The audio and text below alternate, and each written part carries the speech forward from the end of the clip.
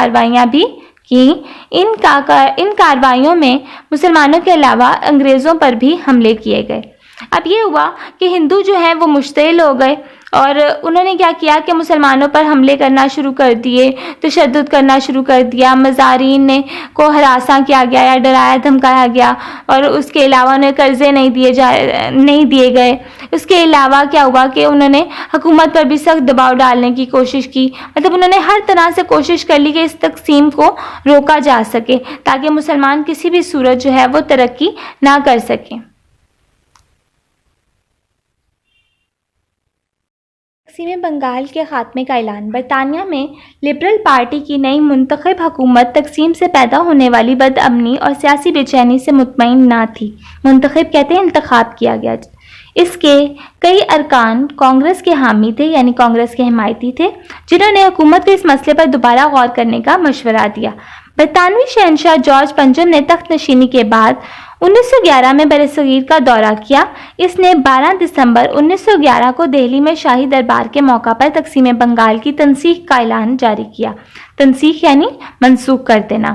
اعلان کے مطابق مشرقی اور مغربی بنگال کو ایک صوبہ بنا دیا گیا، یعنی وہ جو تقسیم کی گئی تھی مشرقی بنگال اور مغربی بنگال، یعنی بنگال کو دو حصوں میں تقسیم کیا گیا تھا کہ مشرقی بنگال میں مسلمانوں کی اکثریت تھی، مغربی بنگال میں ہندوؤں کی اکثریت تھی، تو اس جو فیصلے کو منسوخ کر دیا گیا، اور پھر کیا ہوا کہ مشرقی اور مغربی بنگال کو ایک صوبہ بنا دیا گیا۔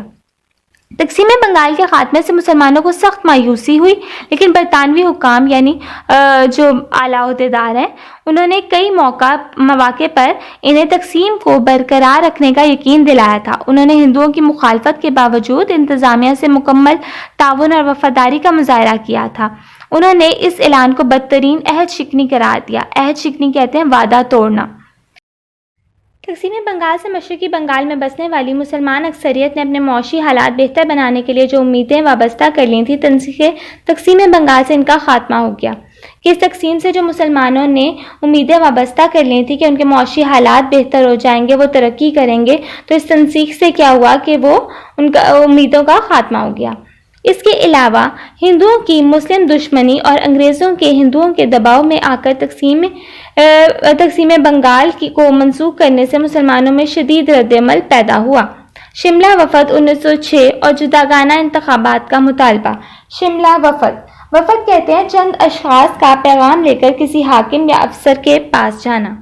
تقسیم بنگال کے سبب ہندو انگریزوں سے سخت ناراض تھے، کیونکہ انگریزوں نے تقسیم بنگال ہندوؤں اور کانگریس کی مرضی کے خلاف کی تھی۔ چنانچہ انگریزوں نے ہندوؤں اور کانگریس کو خوش کرنے کے لیے ملک میں سیاسی اصلاحات نافذ کرنے کا اعلان کیا۔ اصلاحات کہتے ہیں اصلاح کی جمع کو۔ زیادہ تر مسلمان ووٹ دینے کے اہل نہ تھے۔ ہندو ووٹر کسی مسلمان کو ووٹ نہیں دیتے تھے، لہٰذا مسلم صوبوں کی کونسلوں میں بھی مسلمانوں کی تعداد نہ ہونے کے برابر تھی کہ جو ہندو تھے وہ کیا کرتے تھے کہ مسلمانوں کو ووٹ نہیں دیتے تھے بلکہ اپنے ہم مذہب لوگوں کو ہی دیتے تھے۔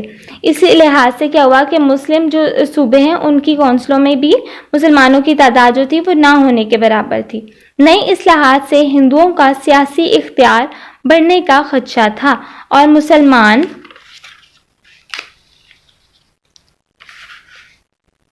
اپنے حقوق سے بدستور محروم رہتے۔ اس سے کیا ہونا تھا کہ جو ہندو ہیں ان کے اختیارات بڑھتے جاتے اور جو مسلمان ہیں وہ اس سے محروم ہی رہتے۔ چنانچہ آغا خان مسلمان رہنماؤں کا وفد لے کر 1 اکتوبر 1906 کو وائسرائے لارڈ منٹو سے شملہ میں ملے۔ تاریخ میں اس کو شملہ وفد کے نام سے یاد کیا جاتا ہے۔ وفد کے اہم مطالبات کا خلاصہ درج ہے۔ مسلمانوں کو مجالس قانون ساز میں علیحدہ نشستیں دی جائیں اور ان نشستوں کے انتخابات کے لیے ووٹ دینے کا حق صرف مسلمانوں کو حاصل ہو۔ اس طرح ملک میں جداگانہ طرز انتخاب نافذ کیا جائے۔ وہ کہتے ہیں کہ مسلمانوں کو جو مجالس قانون ساز ہے کہ جو ایسی مجلس جو قانون بناتی ہے اس میں ایک علیحدہ سے نشستیں دی جائیں مسلمانوں کو، اور ان نشستوں کے انتخابات کے لیے جو ووٹ دینے کا حق ہے وہ بھی صرف مسلمانوں کو ہی حاصل ہو۔ اس طرح کیا ہوگا کہ جداگانہ طرز انتخاب نافذ کیا جائے گا۔ جداگانہ طرز انتخاب یعنی کہ ایسے انتخابات جو مذہب کی بنیاد پر کیے جاتے ہیں۔ مسلمانوں کی سیاسی اہمیت کے پیش نظر انہیں مجالس قانون ساز اور دیگر منتخب اداروں میں آبادی کے تناسب سے زیادہ نمائندگی دی جائے۔ یہ جو مسلمانوں کی سیاسی اہمیت ہے اس کو پیش نظر رکھ کر جو مجالس قانون ساز اور جو دیگر منتخب ادارے ہیں ان میں کیا کیا جائے کہ آبادی کے تناسب سے یعنی جتنی آبادی ہوگی اس سے زیادہ نشستیں دی جائیں۔ وائسرائے نے وفد کو یقین دلایا کہ مسلمانوں کے سیاسی حقوق اور مفادات کی حفاظت کی جائے گی۔ اس نے مسلمانوں کے دونوں مذکورہ مطالبات درست اور جائز سمجھتے ہوئے انہیں تسلیم کرنے کا وعدہ کیا۔ شملہ وفد کی کامیابی سے مسلمانوں کو اپنی بہتری کے لیے مزید سوچنے اور آگے بڑھ کر حقوق حاصل کرنے کا حوصلہ ملا۔ اب آپ کا ہوم ورک یہ ہے کہ آپ نے پہلے 3 تفصیلی سوالات کے جو جوابات ہیں وہ اپنی کاپی پر لکھنے ہیں اور انہیں یاد کرنا ہے۔ پہلا سوال ہے مسلم لیگ کے قیام کا پس منظر بیان کریں۔ ہیڈنگ دیں گے آل انڈیا مسلم لیگ کا قیام۔ پھر آگے آپ لکھیں گے مسلمان رہنماؤں کا ایک اجلاس اکتوبر 1901 میں لکھنؤ میں ہوا جس میں طے پایا کہ مسلمانوں کے سیاسی اور معاشرتی حقوق کی حفاظت کے لیے ایک تنظیم قائم کی جائے۔ چنانچہ دسمبر 1906 میں ڈھاکہ میں محمدن ایجوکیشنل کانفرنس کا سالانہ اجلاس ہوا۔ اس میں بر صغیر کے اہم مسلمان رہنماؤں نے شرکت کی۔ کانفرنس میں تعلیمی مسائل پر غور کرنے کے ساتھ ساتھ سیاسی جماعت کی تشکیل کے بارے میں بھی تبادلہ خیال کیا گیا۔ کانگریس کے اختتام پر 30 دسمبر 1906 میں نواب وقار الملک کی صدارت میں ایک خصوصی اجلاس ہوا۔ اس اجلاس میں نواب سلیم اللہ خان نے آل انڈیا مسلم لیگ کے قیام کی قرارداد پیش کی جسے اتفاق رائے سے منظور کر لیا گیا اور مسلم لیگ کا قیام عمل میں آیا۔ سوال نمبر 2 ہے آپ کا معاہدہ لکھنؤ کے اہم نکات بیان کریں۔ اس معاہدے کے اہم نکات درج ذیل ہیں۔ کانگریس نے مسلمانوں کے لیے جداگانہ انتخاب کا اصول تسلیم کر لیا۔ دوسرا پوائنٹ ہے کانگریس مرکزی قانون ساز اسمبلی میں مسلمانوں کو 1/3 نمائندگی دینے پر رضامند ہوگی۔ تیسرا پوائنٹ ہے جن صوبوں میں مسلمان اقلیت میں ہیں وہاں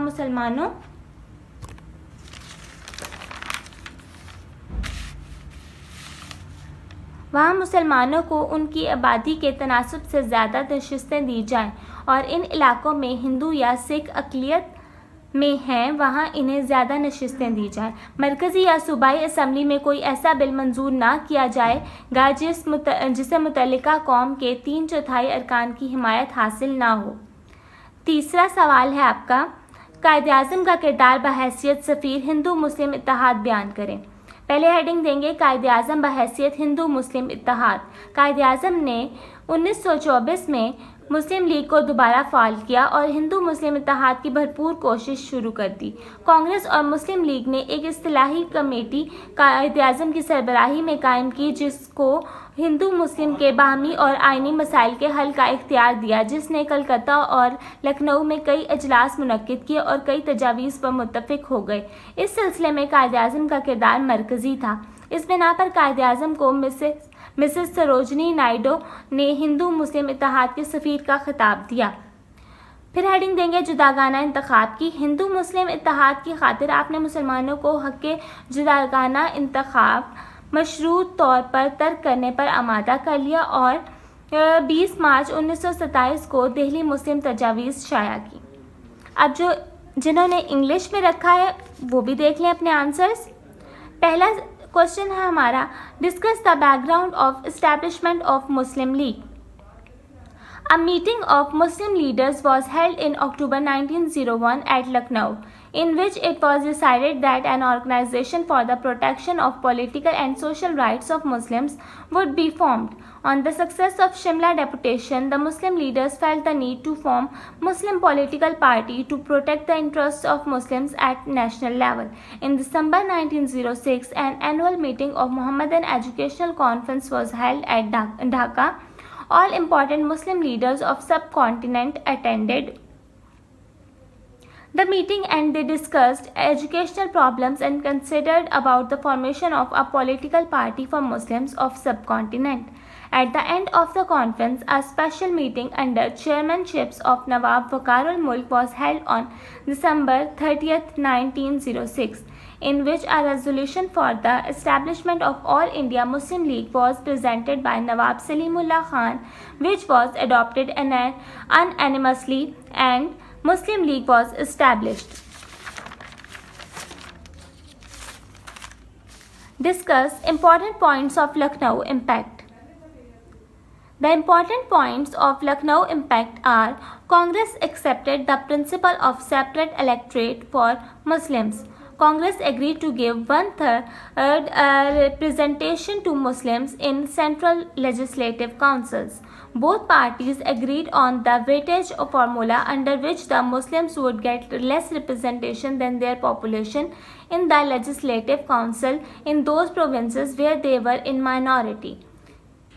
Fourth point है, in the central or provincial assembly, and a non-official shall not present a bill or resolution against a community, nor shall be approved without the approval of 3/4 members of the community. Third question, discuss role of Quaid-e-Azam as an ambassador of Hindu-Muslim unity. In 1924, Quaid-e-Azam recognized Muslim League and started efforts for Hindu-Muslim unity. Congress and Muslim League constituted a reform committee under leadership of Quaid-e-Azam. To resolve constitutional problems of Muslims and Hindus, the committee held its sessions in Calcutta and Lucknow and approved many proposals. Quaid-e-Azam Raziyallah Anha played a key role in this regard.